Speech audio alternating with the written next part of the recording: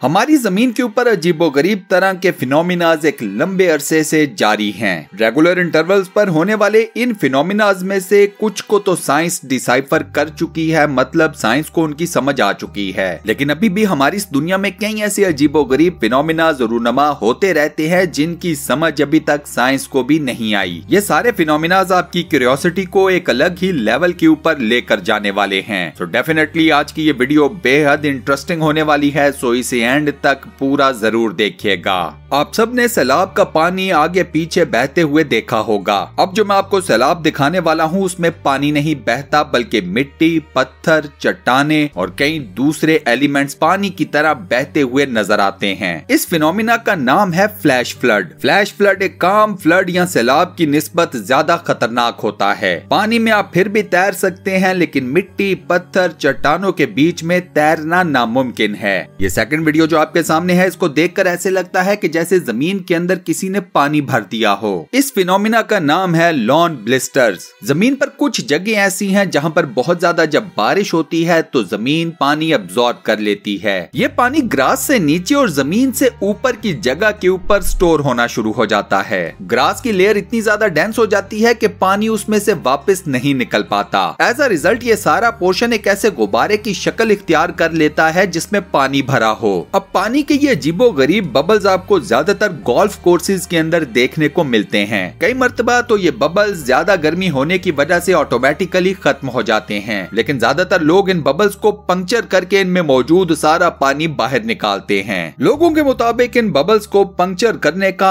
अपना एक अलग सा मजा, अपनी एक अलग सी सेटिस्फेक्शन है। वैसे दोस्तों, क्या आप लोग ऐसे बबल को किसी चीज से पंक्चर करके ये मजा और सेटिस्फेक्शन उठाना पसंद करेंगे या नहीं? मुझे कमेंट सेक्शन में जरूर बताना। इसी के साथ साथ चैनल को सब्सक्राइब भी कर लें और बेल के आइकन को प्रेस करके ऑल नोटिफिकेशंस को भी क्लिक कर दें। दुनिया में कई ऐसे इलाके हैं जहां पर सर्दी का मौसम काफी ज्यादा शदीद होता है और वहां पर शदीद ही किस्म की बर्फबारी होती है। इन जगहों के रहने वाले बर्फबारी की सूरत में आने वाली बर्फ को हटाने के लिए कई तरीके इस्तेमाल करते हैं, लेकिन अगर बात की जाए आइस स्टॉर्म की तो फिर ये सारा मामला बिल्कुल डिफरेंट हो जाता है। आइस स्टॉर्म का फिनोमिना आम स्नोइंग या बर्फबारी से बिल्कुल मुख्तलिफ है। जब किसी इलाके में आइस स्टॉर्म आता है तो वहां पर एक इंतहाई ठंडी किस्म की हवा चलती है जो कि हर नमी वाली चीज को फ्रीज कर देती है। जैसे आप अपनी स्क्रीन के ऊपर देख रहे हैं, एक गाड़ी के ऊपर बर्फ की मोटी सी तह जम गई है जिसे एक शख्स एक मैलेट से तोड़ने की कोशिश कर रहा है। इस वीडियो को जरा गौर से देखिए, आपको ऐसे लगेगा कि दो लोग समुंदर के अंदर पानी के ऊपर चल रहे हैं। जी हाँ, चल रहे हैं, तैर नहीं रहे। वेल, ये वीडियो इंडिया में मौजूद मशहूर जमाना हाजी अली दरगाह की है। साहिल के किनारे और हाजी अली दरगाह को आपस में कनेक्ट करती है एक रोड। जब समुंदर में हाई टाइड आती है तो ये रोड पानी के अंदर मुकम्मल तौर पर डूब जाती है। अब उस वक्त जो लोग इस रोड के ऊपर चल रहे होते हैं, अगर आप उनको साइडवेज देखेंगे तो आपको ऐसे लगेगा कि वो लोग किसी रोड के ऊपर नहीं बल्कि पानी की सतह के ऊपर चल रहे हैं।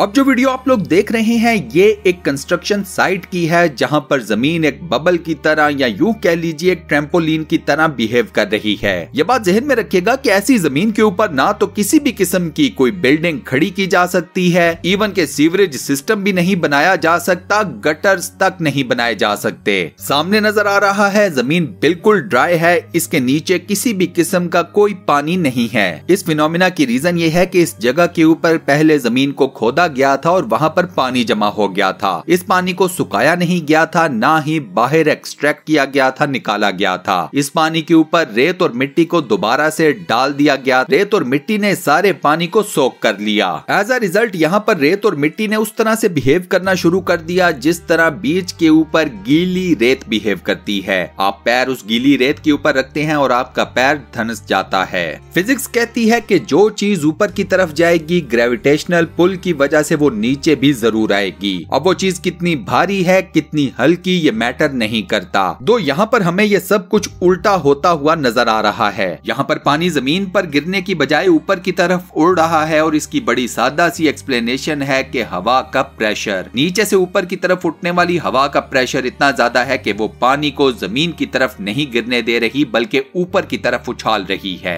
एक और लॉ ऑफ नेचर ये भी है कि एक बहुत बड़े साइज का पत्थर किसी छोटे साइज के पत्थर के ऊपर अपने आप को बैलेंस नहीं रख सकता।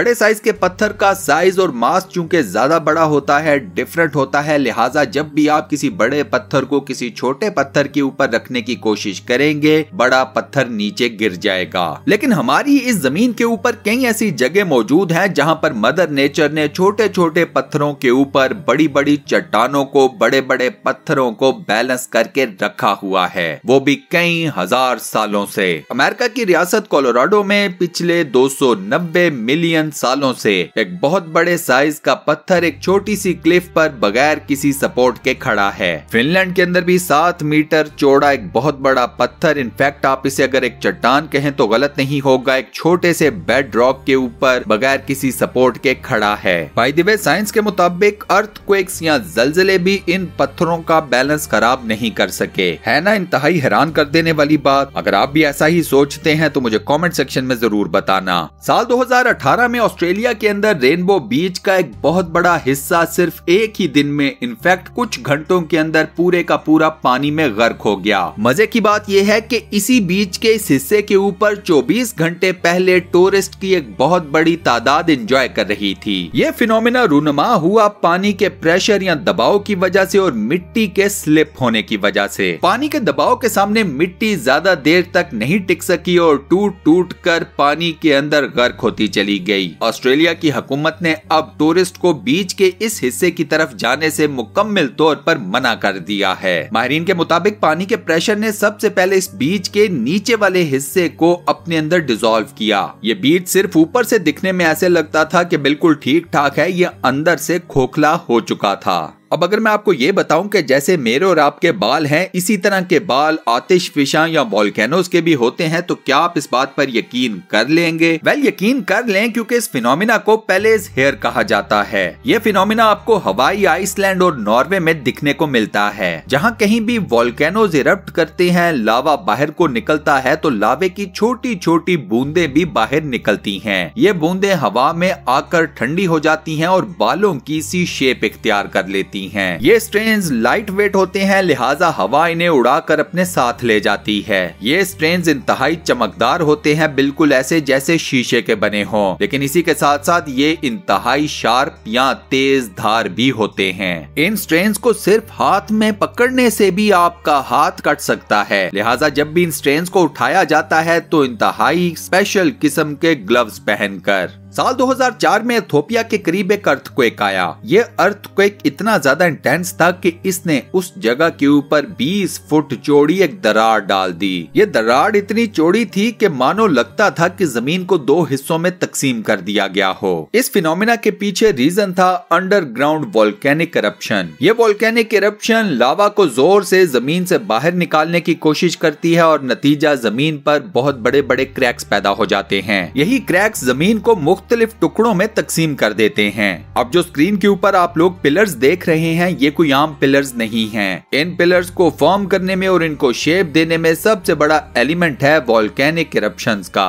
एंशिएंट रोमन्स इन पिलर्स के अंदर आकर रहा करते थे और समटाइम्स छुप भी जाया करते थे। वोल्केनिक इरप्शंस के नतीजे में बनने वाले ये पिलर्स दिखने में इंतहाई मैग्निफिसेंट हैं। लास्ट बट नॉट लीस्ट बात करते हैं क्विकसैंड की, जिसे हम उर्दू या हिंदी में दलदल कहते हैं। ये एक बड़ा मिस्टीरियस और इंतहाई अजीबोगरीब किस्म का फिनोमिना है। दलदल के बारे में कहा जाता है कि ये दुनिया में कहीं भी खुद से बन सकती है। इसके बनने की रिक्वायरमेंट सिर्फ यही है कि उस जगह के ऊपर पानी मौजूद हो। ये किसी नदी में भी बन सकती है, किसी बीच के ऊपर भी, या इवन कीचड़ के अंदर भी। जहाँ कहीं भी जमीन में मिट्टी की परसेंटेज पानी की निस्बत कम हो जाएगी, वहाँ पर दलदल ऑटोमेटिकली बन जाएगी। अब चूंकि दलदल में पानी की परसेंटेज ज्यादा होती है, मिट्टी की कम होती है, तो जब इसके ऊपर वजन पड़ता है तो मिट्टी आगे पीछे डिस्प्लेस होना शुरू हो जाती है और पानी भी उससे अलग होना शुरू हो जाता है। इसी वजह से कोई भी वजन वाली चीज दलदल के अंदर डूबती चली जाती है। अगर आप गलती से किसी दलदल में फंस जाएं तो उसका सबसे बेहतरीन सोल्यूशन ये है कि अपने आप को ज्यादा हरकत मत दें। आप जितना ज्यादा हिलेंगे, दलदल दलदल उतनी ही तेजी से आपको अपने अंदर खींचेगी।